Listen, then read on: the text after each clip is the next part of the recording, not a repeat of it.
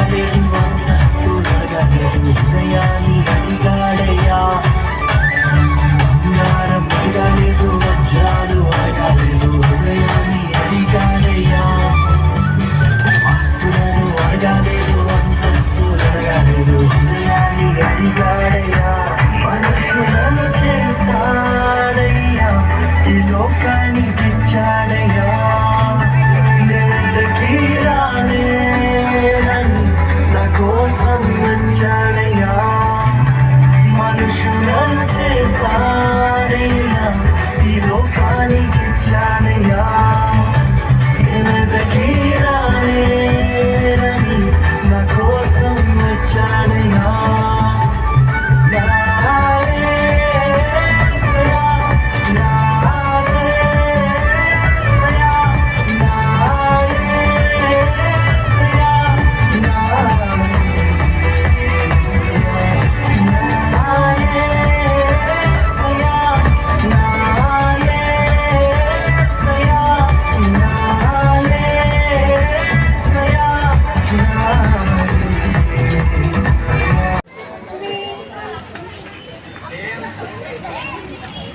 ఎవరక్కడ?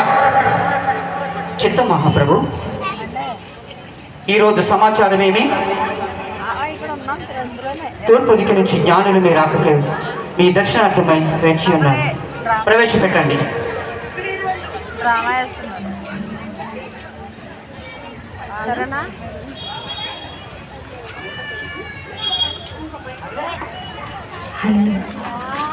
హేరోదు రాజా, నమో నమో. మేము తూర్పు దశ జ్ఞానులము. యూదుల రాజుగా పుట్టినవాడు ఎక్కడున్నాడు? యూదుల రాజుగా పుట్టినవాడు ఎక్కడ? ఏ జ్ఞానులకు మతి భ్రమించినదా లేక ఖండ కావరామా? యూదా సామ్రాజ్యానికి మకుటమలిన మహారాజుగా వెలుగుతున్న హేరోదు సమక్షంలో యూదుల రాజు పుట్టినవాడు ఎక్కడ? ఏ అది నువ్వు చూచెదా?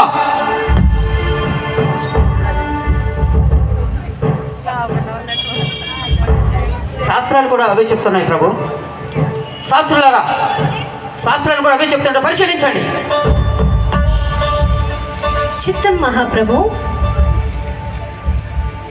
హేరోదు రాజా, శాస్త్రాల్లో కూడా యూదుల రాజుగా పుట్టినవాడు ఇక్కడే పుడతాడని శాస్త్రాల్లో కూడా తెలియజే. ఏమి శాస్త్రాలు కూడా అవే చెప్తున్నాయా? మా మనసు ఏదో కీడు శంకిస్తున్నది.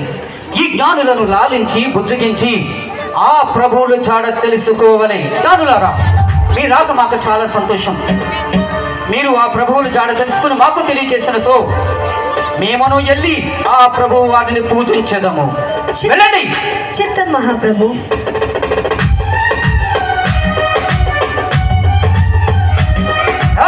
మేము తప్ప వేరొక రాజు పుట్టుటయా? అది మేము సహించుటయా?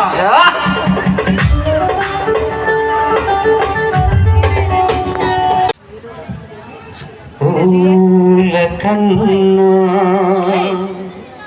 పున్నమి వెన్నెల కన్నా మిన్నయైనది పసిడి కుసుమం.